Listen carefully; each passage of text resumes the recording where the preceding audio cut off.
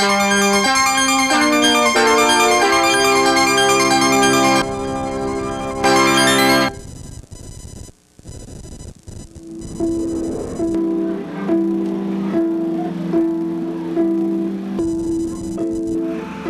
your mother come from Ireland? Aye, from County Cork. County Kerry, did you say? Or Galway Bay? Now we'll take you there. Those lilting place names that roll off the tongue like a warm raindrop. Those counties celebrated with sweet tea sentiment in Tin Pan Alley ballads that make up today's Republic of Ireland.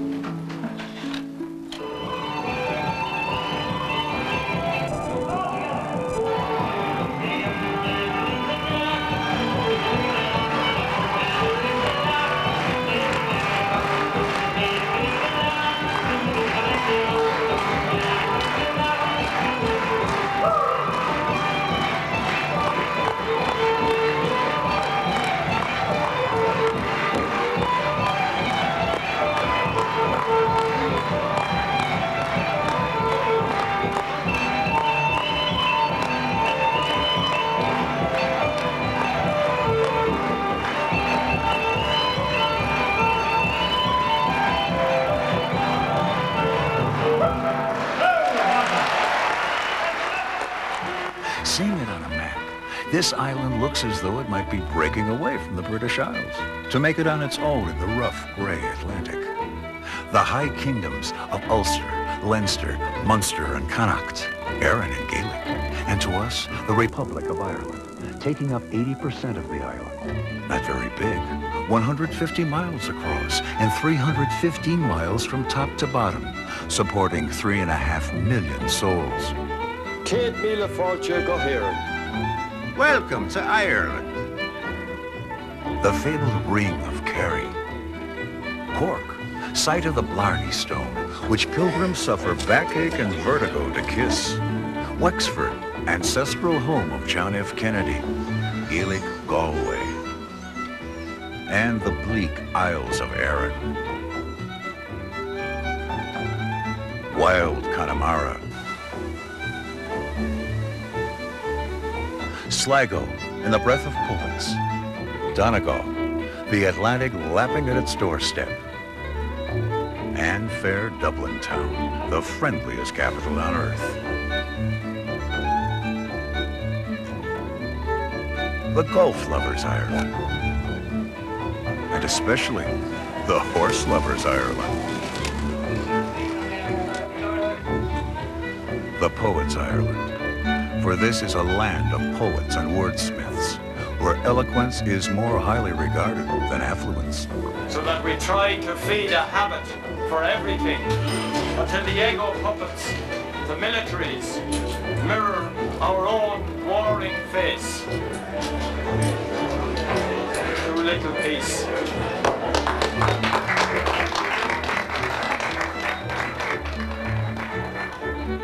Named after the island's longest river, Shannon Airport is the gateway to the Irish Republic when jetting over the Atlantic. This country boasts of some 900 castles. And just a mossy stone's throw from the airport rises a huge hulk called Bunratty that's been rehammered to its medieval glories. Clamped onto the castle bridge is Dirty Nellie's pub, dating from 1620. But County Clare has more to offer than Nellie's hospitality. The cliffs of Moher, a 5-mile palisade of sheer rock rising out of the sea. And the Alwy Cave, with stalactites a million years in the sculpting.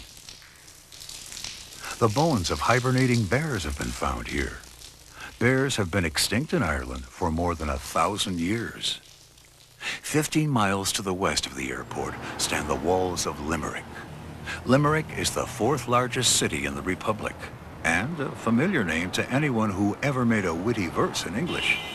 There was a fair Irish city that lent its name to a ditty. On one side of the Shannon, the city is called Englishtown. On the other side, Irishtown. Nearby Adair is one of the loveliest villages in the land.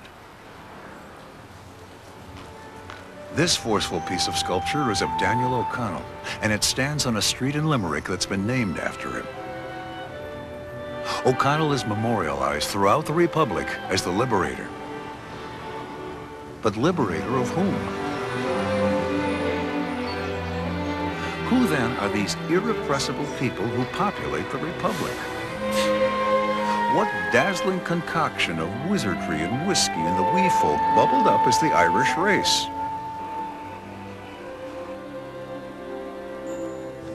Long, long ago, beyond the misty space of twice 1,000 years, in Erin old there dwelt a mighty race taller than Roman spears.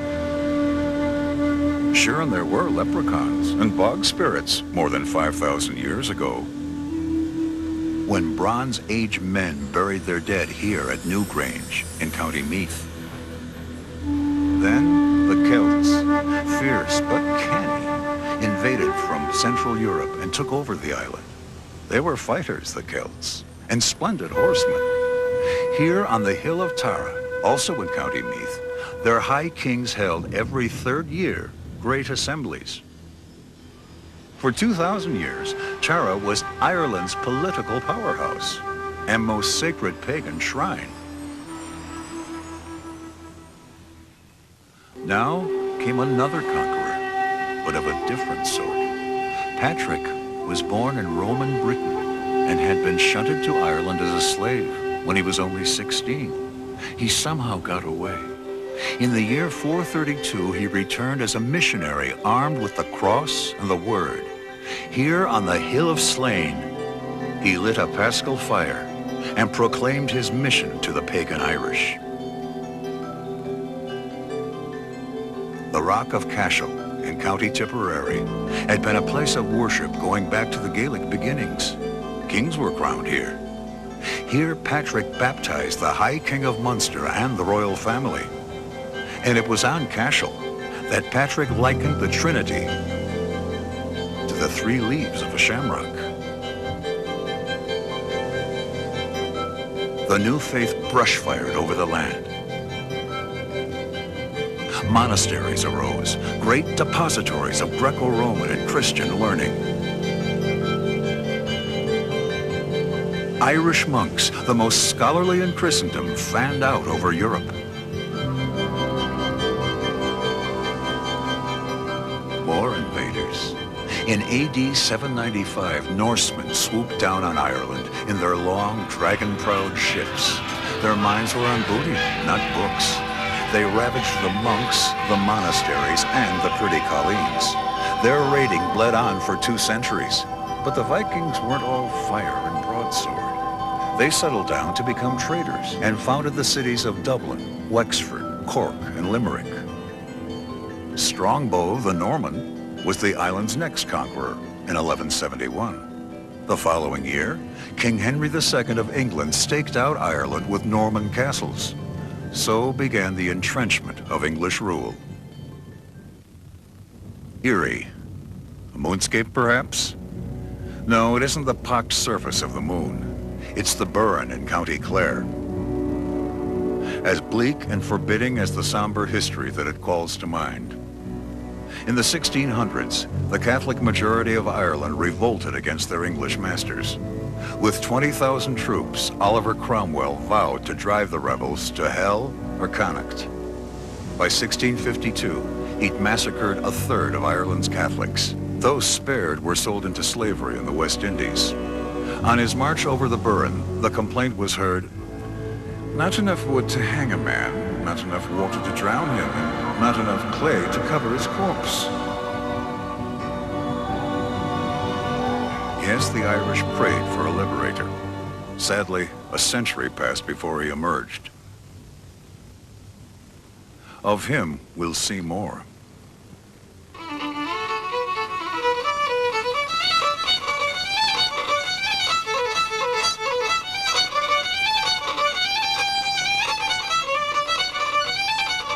Going around in circles can be a joy, if you're circling the ring of Kerry. If it's clockwise you're going, then it's south on the Kenmore Road from Killarney, through Killarney National Park, to Derrynane, to St. Finnan's and Ballyskellig's Bays, and rounding it out at Killorglin. About 110 miles in all, the most traveled scenic route in Ireland. If you detour via the Connor Pass, the ring can be bent northward to include Tralee and Ballybunion.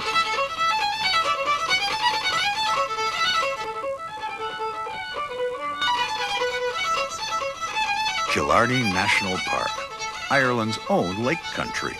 Miles and miles of glorious lakes, sparkling under restless, changing skies. McGillicuddy's Peaks, the highest range of mountains in the land. Moorlands. Ocean currents keep the climate here mild, making for lush ferns and mosses, forming homes for leprechauns. This park holds the largest growth of natural woodlands remaining in Ireland. It's ruins now, but he was born here. In County Kerry in 1775, Daniel O'Connell, the liberator. His ancestral home is here at Derrynane. He was a powerful orator, O'Connell. In 1828, he was elected to Parliament, but he was not allowed to take the seat he had won because he was Catholic. But the movement he championed was of such force that it scared London. O'Connell was elected again, and this time seated in the House of Commons. Brilliantly, he accomplished the emancipation of Ireland's Catholics. Then he set himself to repealing the Act of Union between Ireland and Great Britain. O'Connell was committed to reform and to activism within the law.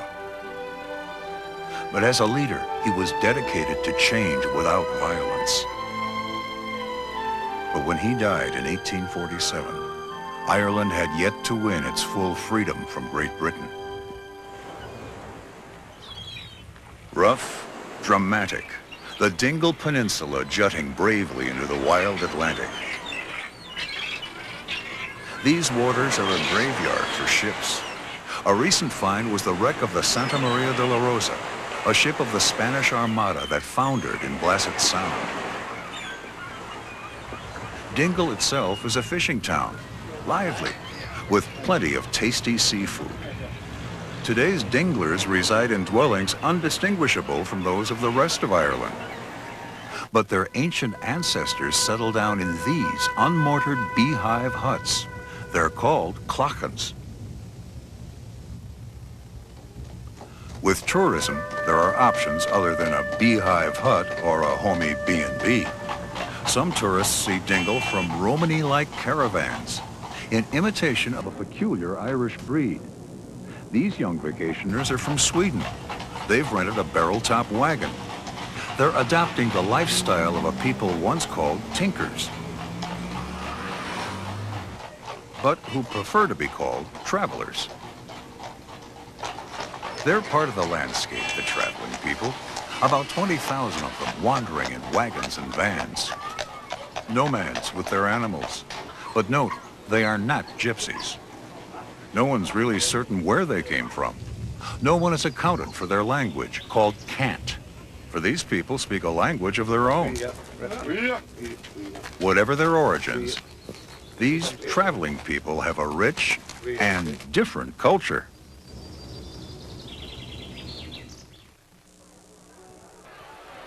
Tralee is County Kerry's biggest town, and it's never busier than in late summer when the Festival of Kerry is held.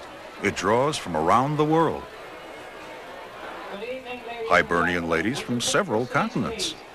Because the world over, most everyone is familiar with the words and melody of the Rose of Tralee. Who is most like the Rose of the song?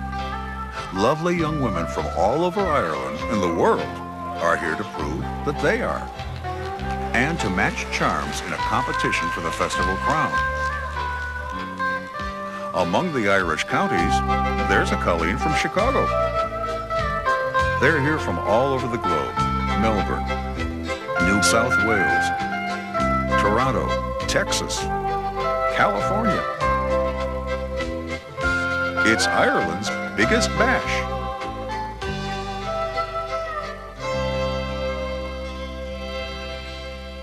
Ballybunion means town of the sapling in Gaelic, but to the Irish it means holidays, seaside holidays. It lays sunbathing on a coastline of sandy beaches and jagged cliffs. Old Lick Castle is a landmark of the grounds for which Ballybunion is best known, its golf courses. There are two 18-hole courses here. Champions say that the old course is one of the 10 toughest in the world. It's a wild place, a terrain as it was 1,000 years ago, where River Shannon meets the ocean. Tall grasses cover dunes that pitch and roll. Golfers, welcome to Ballybunion.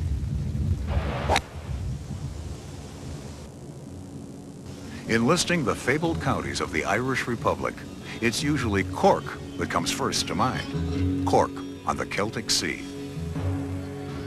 Toward the Irish Sea are Cork's easterly neighbors, County Waterford and County Wexford. Cork, a coastline of jagged rock with bays deep enough for the big ships, inviting towns and villages folded into green hills and fields of fertile farmland. What County Cork is best known for is the most celebrated chunk of rock in the world, a 5-foot block of limestone in the parapet of Blarney Castle. Elizabeth I of England unwittingly christened it the Blarney Stone. The Queen had commanded Dermot McCarthy to hand over this castle. But McCarthy kept putting her off with sweet talk. Exasperated, the Queen exclaimed, "Oh, that man's nothing but Blarney." Today's pilgrims climb to the height of the battlements, empty their pockets of loose valuables, and clinging precariously to guardrails, lie down and arch back to kiss the surface of the magic stone. The payoff? The gift of eloquence.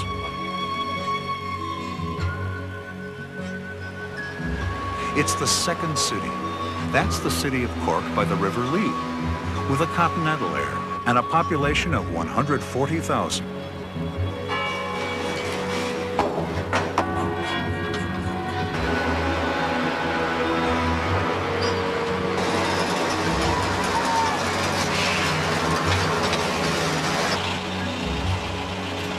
A hilly, bustling, testy kind of town, with waterways all around. Cork citizens have a fierce sense of identity. It's said of Cork, It's God's own place and the devil's own people.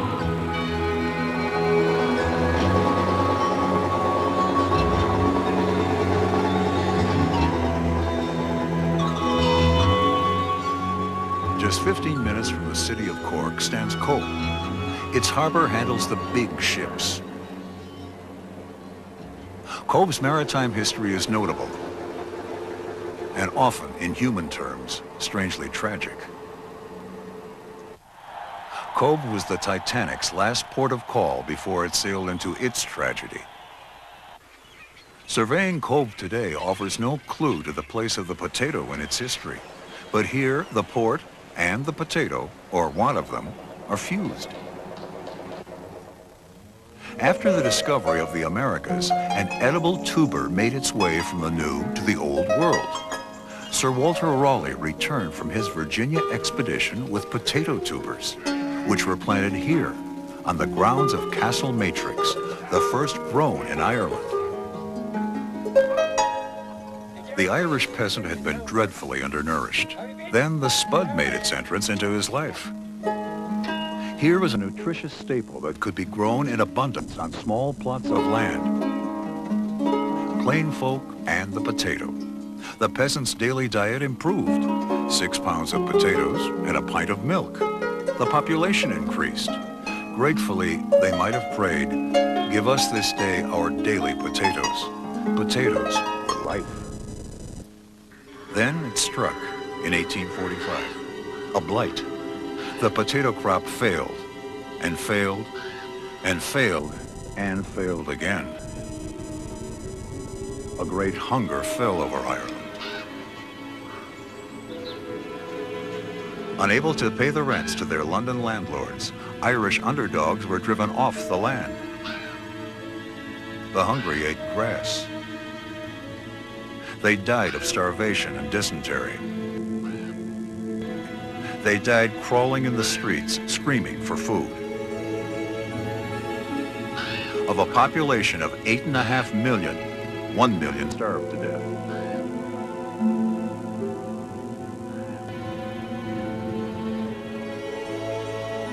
Fleeing the famine, another million emigrated. For many of them, Cobh was their last sight of Ireland. They scrambled for steerage in what came to be called coffin ships. Some survived to build up their blood again in Britain, in Australia, in the New World.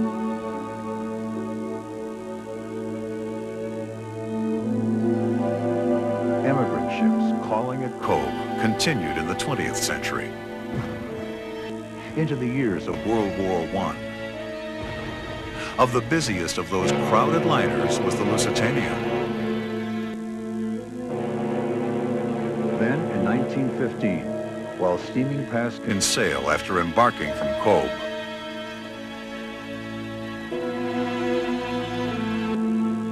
the Lusitania was torpedoed without warning by a submarine of the Imperial German Navy. 1,198 human beings perished.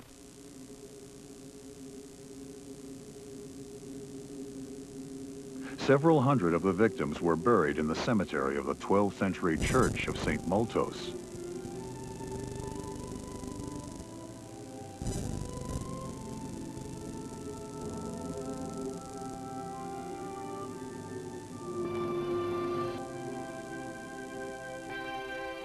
Today, there's a monument to those who perished, a reminder that the splendid port city of Cobh has been fraught with tragedy.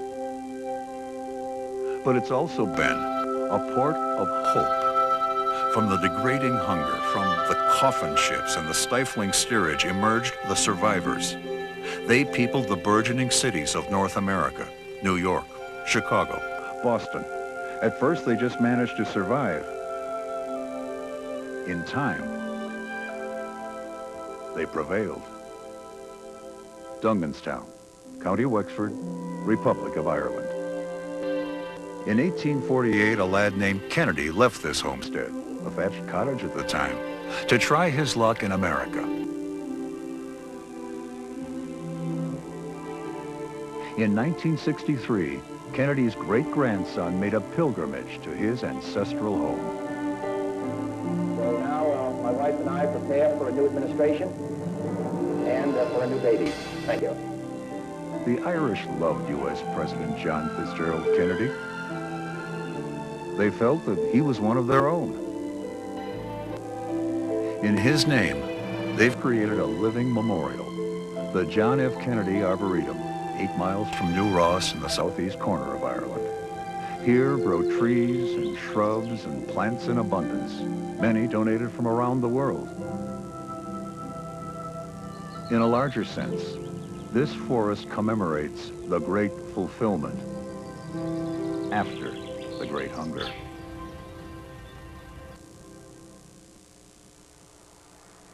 The name Waterford, as in County Waterford, rings throughout the world's boutiques, from the elegant crystal produced at Waterford City's glassworks.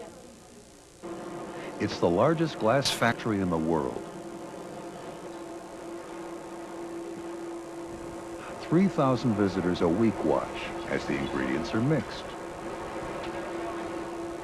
shaped, and with consummate skill, cut in the unique patterns that are a hallmark of Waterford.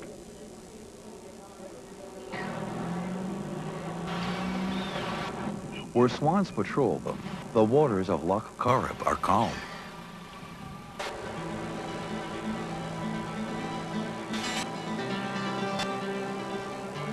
But these waters surge wildly when spilling into Galway Bay. Between Loch Corrib and the sea, they're thick with salmon. In this most sheltered corner of the bay is Galway, the most Irish city in Ireland. Though its imposing cathedral is strictly 20th century, Galway is old. Its beginnings were humble, a harbor and a hangout for fishermen. But by the 13th century, it had become sufficiently prosperous to enclose itself within thick walls to keep out the wild Irish.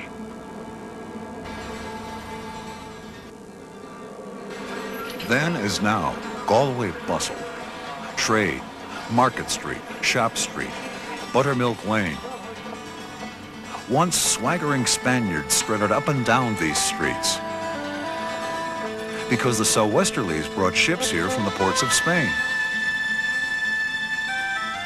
This was the largest parish church in medieval Ireland, dedicated to St. Nicholas, patron of travelers by land and sea. There's an intriguing old tale about this church.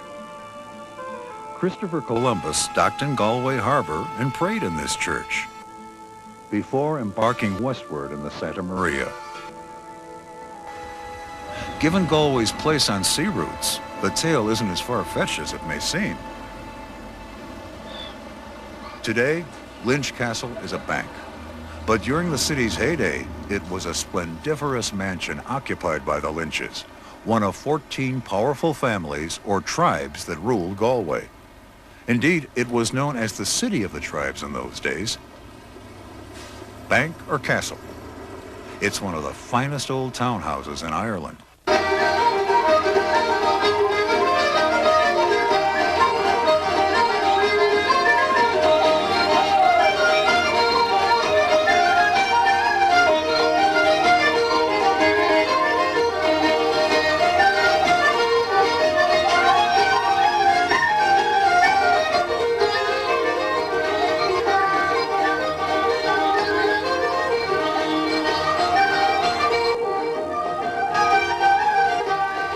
This is a monument to a storyteller, a Galway-born storyteller who wrote exclusively in the Irish language.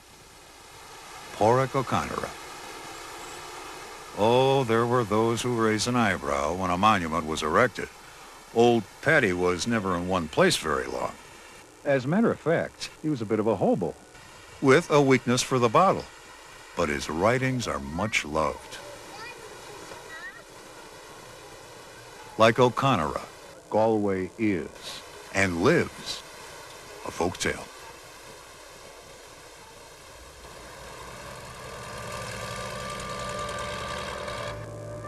An even deeper thrust into the Celtic twilight. Straddling the mouth of Galway Bay are the three islands collectively known as Erin, strangely remote, in distance and in time. They're treeless. Atlantic gales have stripped them bare. Wild and lonely, yet human beings have eked out a living here for 50 centuries. Life is hard for these islanders. These fields, which the islanders who farm them hopefully refer to as gardens, are marked off by irregular dry stone walls. These boundaries go back for generations, for centuries.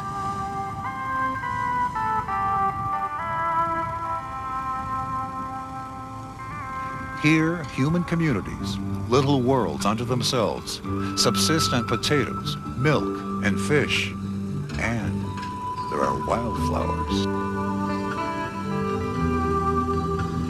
The people here are steeped in folkways. Irish Gaelic is their workaday language. Zegt, maar dat gewoon niet in mijn geloof. En waar net dat zit in mijn Out of politeness, they will speak English to visitors. This is the honored kind of boat used by the locals, the corrib, made of laths and tarred canvas. Fishermen sail far out into the open seas in these craft. The stuff of legends, these islanders, a kindly but fearless people. These are the folk of Synge's haunting play, Riders to the Sea, and of American filmmaker Robert Flaherty's masterpiece, The Man of Erin. Erin beckons visitors seeking a way of life rooted in the timeless, the unchanging. You can explore on foot its pristine white sand beaches and probe the tide pools for what the sea has left behind. You can explore its tiny harbors and visit the graves of fishermen unknown to you. But in this place of crying winds and quiet courage, they're somehow kindred. You can traverse its stony fields in a light two-wheeled carriage. They're called Jerusalem Jeeps by the locals. You can breathe its briny, unpolluted air while pumping a bike. You can meander through its tidy towns where accommodations are family run.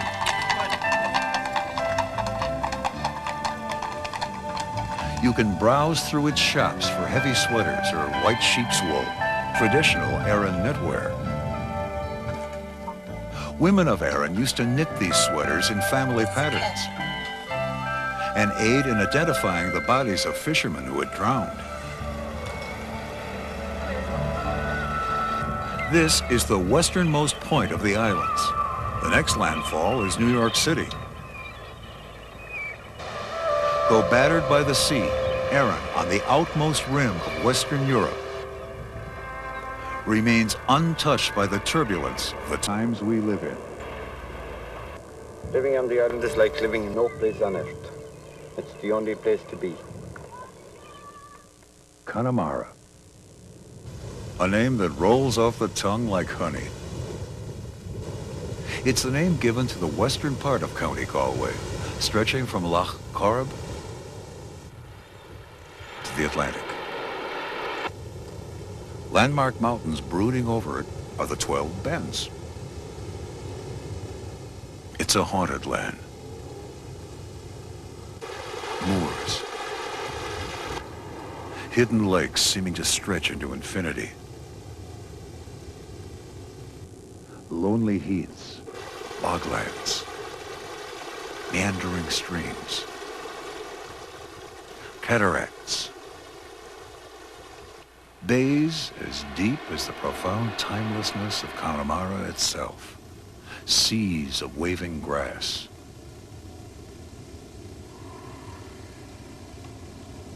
It's a place of few people, but with multitudes of memories. Haunting memories of giants and dwarfs and warrior kings who ruled when this was an ancient Gaelic kingdom. Connemara enchants. It is more than sights and sounds. It's a way of feeling. Lying at the head of Clifton Bay is the market town of Clifton. Population, just over 1,000. Yet it's referred to as the capital of Connemara.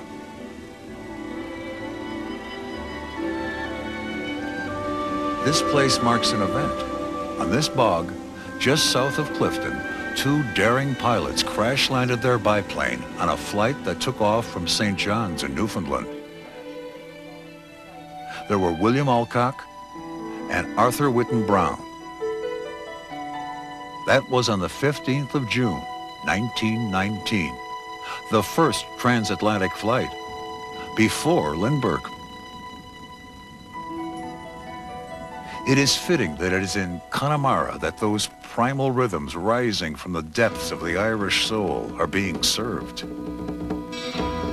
Malachi Kearns makes drums, a tambourine-shaped drum called a bowran that's used in making traditional Irish music. With great care, a frame is shaped and sanded. Skins, goat and deer the most favored, are cured in lime and mixed with ingredients that are a guarded secret of every bowran maker. Skins are soaked, scraped, After the skin has been stretched for 2 or 3 days, it's transferred to the beechwood frame of a bowran. In times past, a sheep's leg was used as a beater. Today, beaters are made of fine woods. In the hands of a good player, the bowran can be exciting, evoking an ageless response, and a joyous one.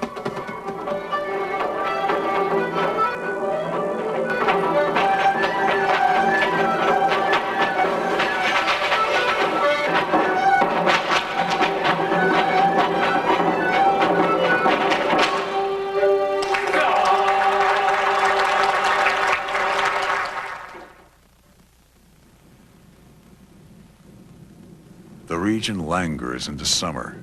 Then,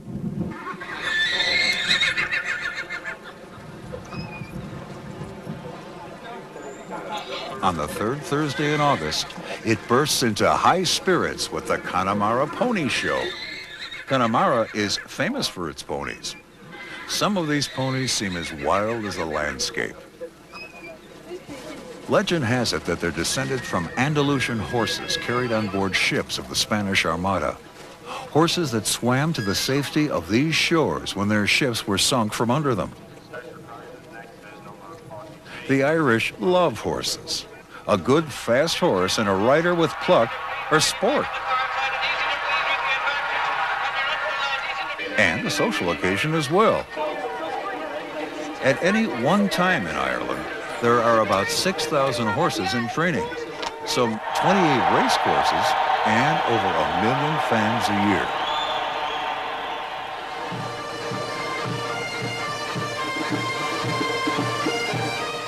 The toniest of equestrian events takes place from the first Tuesday of August through the following Saturday. The Royal Dublin Horse Show. There's an Englishness about this Dublin event, recalling the days when the Union Jack, and not the flag of the Irish Republic, flew over these showgrounds at Ballsbridge. Another event, the arrival of the President of the Republic. There's a contradiction here.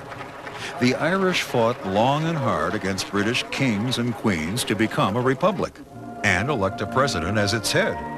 Yet this president presides over a royal horse show. Oh well, the Irish aren't ones to let a contradiction stand in the way of a good time.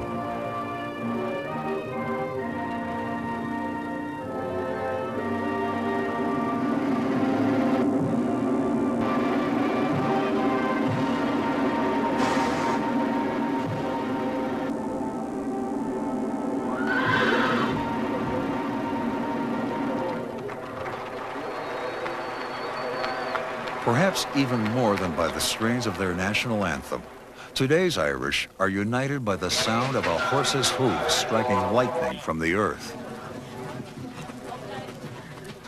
Following the coastline north to the enchanted landscape of County Sligo, this is Yeats country. And more northerly still, in Ulster, County Donegal, buffeted by the sea.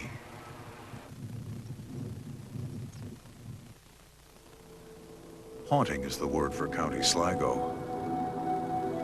A rare other world of secret places, of specters and spirits, where belief in the supernatural is taken for granted. Sligo is old, staggeringly old. At Carramore sprawls a vast Bronze Age burial ground, going back 40 centuries. Cairns, dolmens.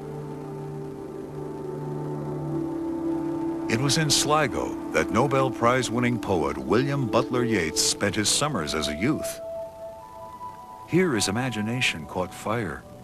Here at Lough Gill, where Yeats probed the soul of Ireland's Celtic past. Rhymes more than their rhyming tell of things discovered in the deep, where only bodies laid asleep. Yeats hated old age. Yet he grew old. He hated the idea of dying. Yet he died. He's buried in the churchyard at Drumcliff, under a piece of Sligo limestone chiseled with an epitaph that he himself had written.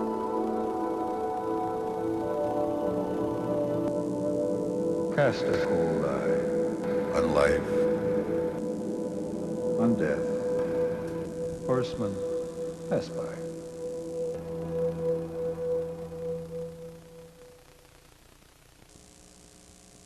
Where there are sheep, there's wool.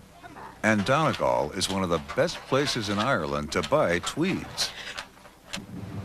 The Atlantic pounding at its doorstep, County Donegal has launched fishing fleets and the Fighting O'Donnell clan into the maelstrom of Irish history.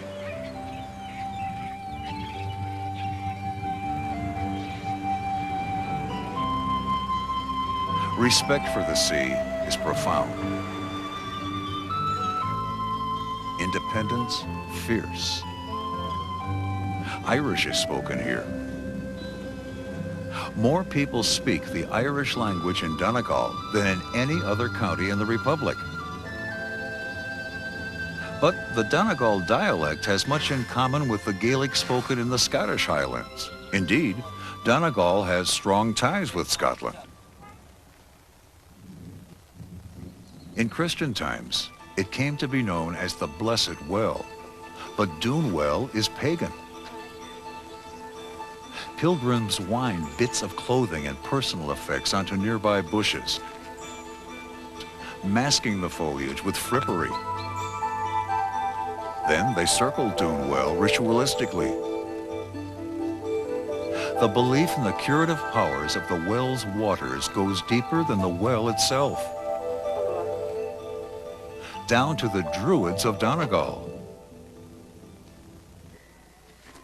The blessing of the fleet at Killybegs is more in keeping with the Irish faith. Killybegs, meaning the little churches, is a natural harbor in a sheltering inlet of Donegal Bay and an important port in the herring trade. The fishing fleet merits the blessing of a bishop for calm waters and a full harvest from the sea.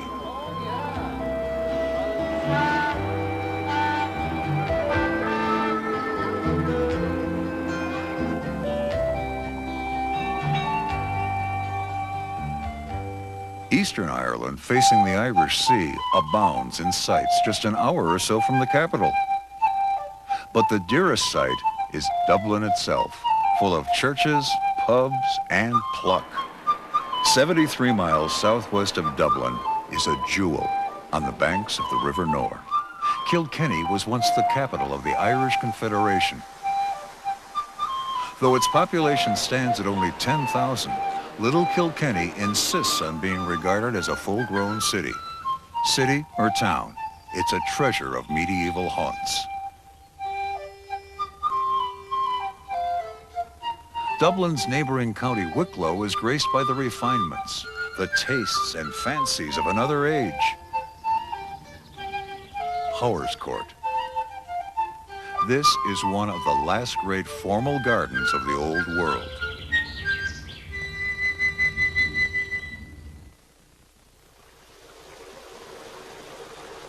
Flowing from east to west is the River Liffey. In its meanderings, its waters become musky and as green as Ireland itself. From its banks and from an overflow of history sprang Dublin town, Dublin's fair city. But it all started with the river. In heartfelt gratitude to the river, today's city fathers commissioned this magnificent fountain. Dubliners promptly christened it the Floozy in the Jacuzzi.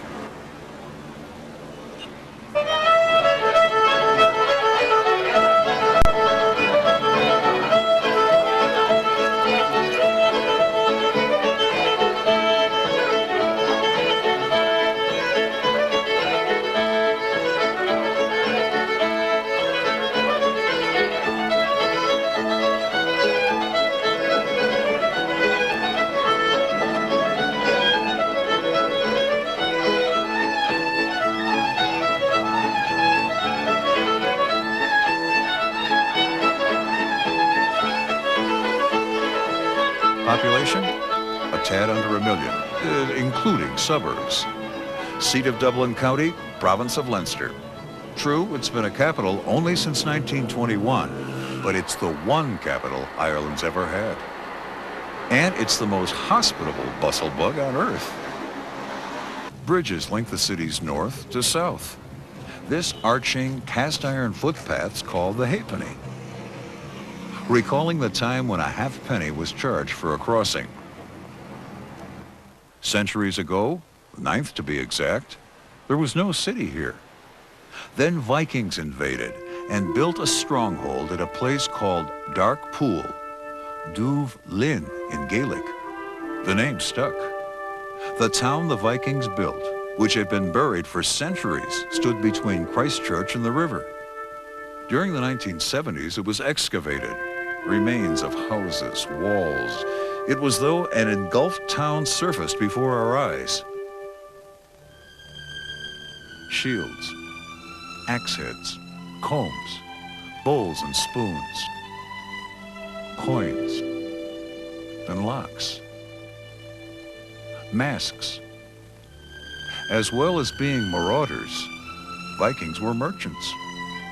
Dubliners can't resist breathing some high spirits into their city's murky beginnings. In a recreated Viking village at the excavation site, players with a bent for history portray their ancestral Dublin Danes. Of course, there's always me shellfish, cockles and breeze. Do you hear me talking to you? These people don't want fish now. Will you run along and... They do want What do you mean they do? You see, they all eat fish. You've never met these people before. Every single one of them. You They all know eat these fish. people. I know by looking at them. You know by looking at them. I do, Look, you're such a stupid old woman. Will you go along after that? Go along there, please. Here, the visitor joins in a reliving of early Dublin life in the housing of the times. Historically, these Vikings became Christians and intermarried with the Irish. In the 12th century, Normans arrived by way of England. But they established power only over a strip of land on the east coast known as the Pale. Anything outside of it was referred to as beyond the Pale. Dublin Castle was begun by England's King John, and medieval Dublin grew up around it.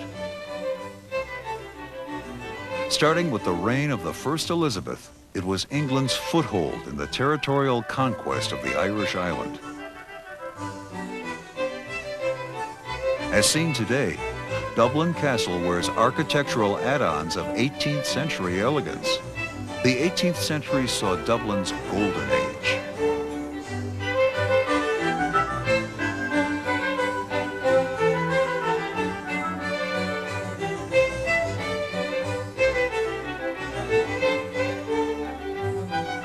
The cornerstone of Parliament House was laid in 1728. Though one of the statues that ornament it represents wisdom, it was folly for the Irish Parliament to vote itself out of existence as it did in 1801, when its befuddled MPs passed the Act of Union with Great Britain. From then on, Ireland was governed from London. Dedicated in the 12th century, St. Patrick's Cathedral has had several faceliftings since. It's the largest church in Ireland, standing on the site where Patrick himself baptized 500 pagan Irish into the faith. Oliver Cromwell had shown his contempt for the Irish by stabling his horses inside. Starting in 1713, these sacred precincts were a seat of literary assaults, of razor-sharp tracts that slash into the injustice of the times. That is, for the 35 years that Jonathan Swift was dean here. Swift is renowned for his classic Gulliver's Travels, but his brilliant irony was simply too much for the readers of his day. He's buried here in St. Pat's. Trinity College was founded by England's Elizabeth I on the site of a monastery that had been sacked by her father, Henry VIII. In the 1750s, it got a facelift. For over 4 centuries, Trinity College has been a beehive of higher learning and endless talk. It's a 40-acre campus. Trinity's library houses old Ireland's highest artistic achievement, the Book of Kells. These 9th century renderings of the Gospels are bound into 4 volumes.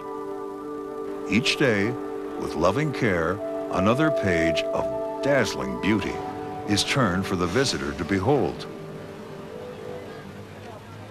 The busy O'Connell Street Bridge couples the city's nitty-gritty north side with its gentrified south side. The dominant colossus is of the man himself, Daniel O'Connell, the liberator. Parnell's remembered in a city square named after him. Charles Stewart Parnell championed Home Rule for Ireland in the British House of Commons. Parnell's shining career was tarnished when it came out that he'd been carrying on for years with a woman named Kitty, who was married to a Captain O'Shea. The American Revolution has its Liberty Bell, the French its Bastille. But only Dublin could turn this granite hulk of a post office into a shrine to liberty. A shrine consecrated by Irish blood. 1916, the Monday after Easter. Dublin's main post office was besieged by a band of patriots, just 150 of them, some armed awkwardly with old rifles. They were teachers, intellectuals, idealists, talkers, not terrorists. From the steps they boldly proclaimed an Irish Republic, complete independence from Great Britain. Most of the Dubliners who bothered to listen refused to take them seriously, but there was looting. British soldiers were sent in, arrests were made. What had been an outburst of bluster suddenly became grim.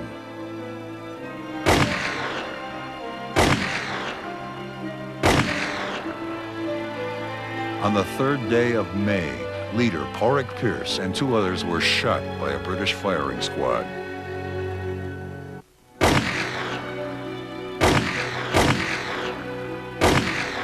The next day, more were executed, then more, and more, and more. Things changed. As the poet Yeats wrote, all changed utterly. A terrible beauty is born. The rebels were no longer comic. They had become martyrs. Those firing squads triggered half a decade of civil war.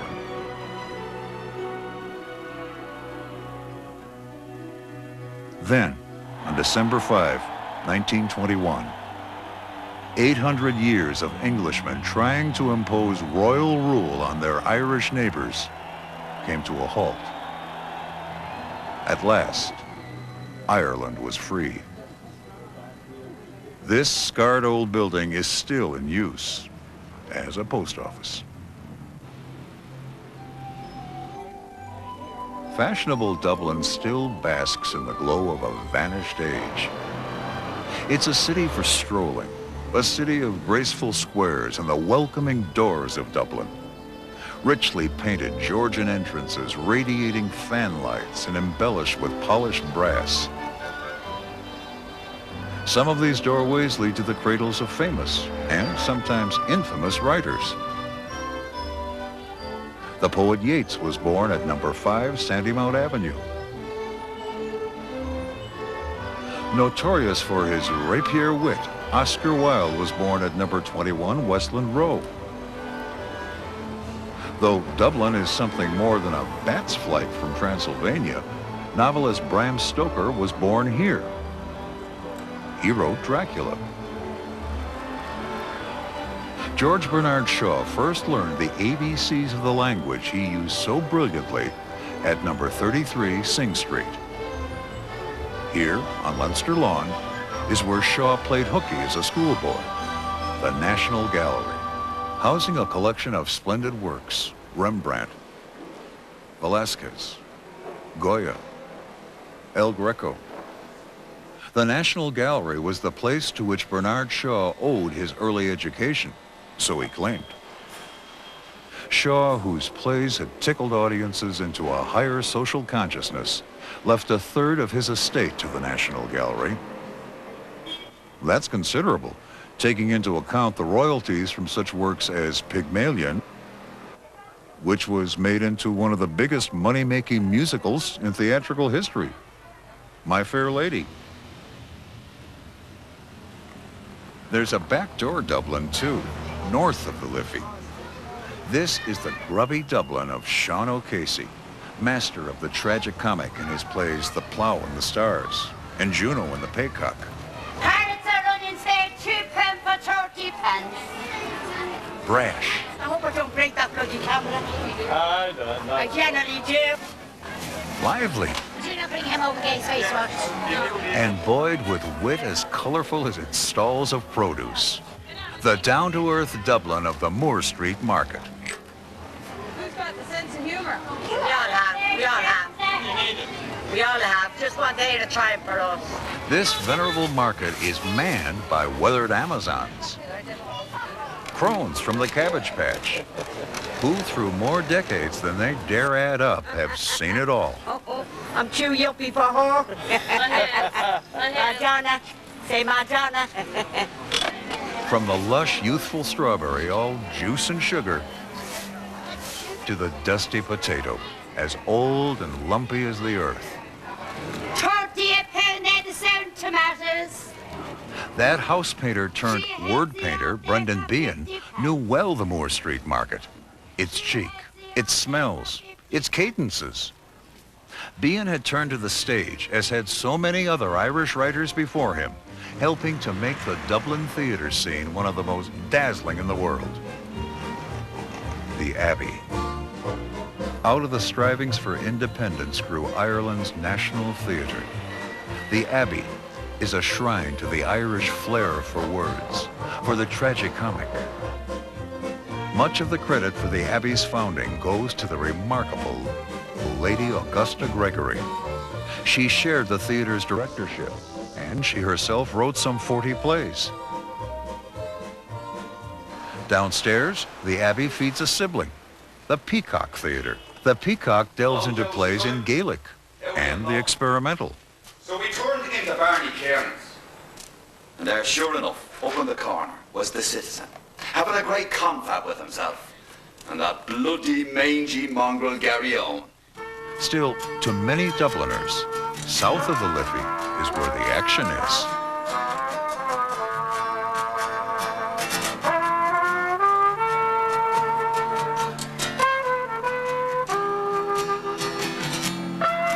Dublin's smartest shops are on Grafton Street. Grafton ends at St. Stephen's Green, the city's landmark park.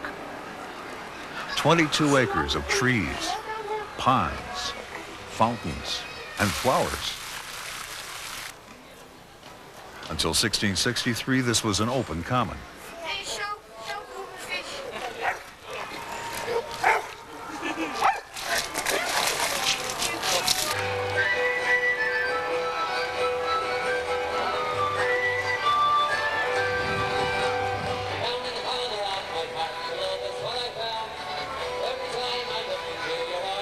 This is the green heart of James Joyce's Dublin. Crossing Stevens, that is my green. Not since Shakespeare has a writer used the English language with such originality as Dublin's most famous son, James Joyce. James Augustine Aloysius Joyce was born at number 14 Brighton Square in Rathgap, south suburban Dublin. His father was a rates collector. This is Sandy Cove on Dublin Bay. Sandy Cove is still a place where Spartan gentlemen bathe in the rough, cold sea. In 1904, Joyce had lived there in this squat stone tower. Today, it's the James Joyce Museum, housing the writer's furniture and mementos, piano, neckties, guitar. When he was about 30 years old, Joyce courted a young woman named Nora Barnacle. Nora returned Joyce's romantic interest. They went off together to the European continent as self-styled exiles. In time, Joyce and Nora married. Joyce spent much of his time writing books. The going was tough. But Nora stuck with him, even though she wasn't sure of what his books were all about. By the time he died in 1941, this sparse, nearsighted man had become a colossus of 20th century literature. James Joyce had not been back to his hometown in over 30 years, yet in all of his works, he had written of nothing but Dublin. To him, Dublin was the dead center of the universe. In the tremendous vitality of his prose, Dublin is the stage upon which the human tragicomedy is acted out. Yes, lived. Then I ask with my eyes to ask again, yes. Then he asked me, would I yes to say yes? And his heart was going like mad, and yes, I said yes, I will, yes.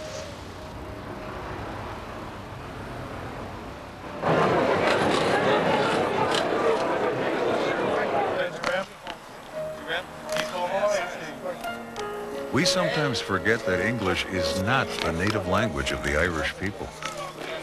It was forced on them. In adopting it, they created an Irish English.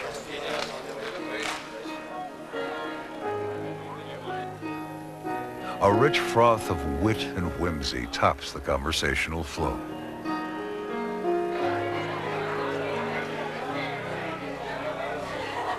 The ancestors of these people were bards,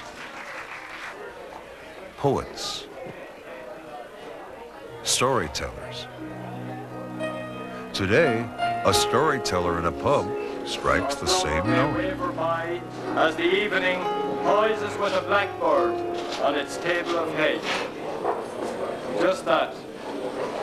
And here and there, a gate.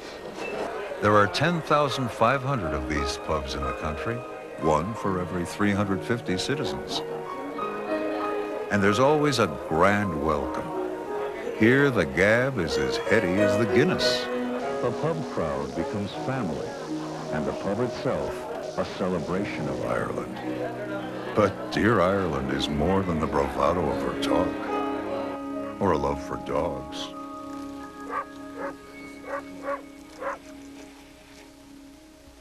And horses.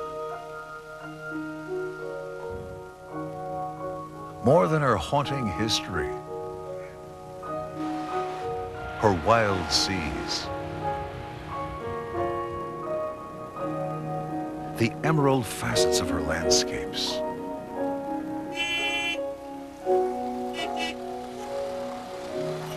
more than her countryside, so unspoiled, so frankly rural.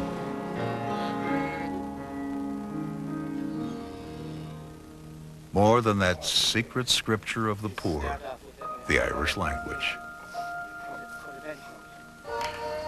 It is Ireland's fundamental peopleness, the wonder of simply being a person that so many of us have lost still lingers here. And oh, the dreaming, the dreaming.